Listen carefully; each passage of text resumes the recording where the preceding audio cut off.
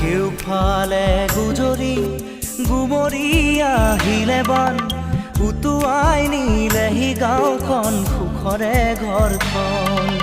পলকতে উটি গ'ল গোহালিৰে গৰুহাল পলকত নিয়তিয়ে মোক কৰিলে কঙাল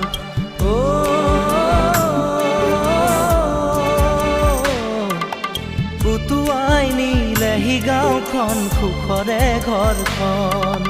কেউফালে গুজৰি গুমৰি আহিলে বান উটুৱাই নিলেহি গাঁওখন সুখৰে ঘৰখন পলকতে উটি গ'ল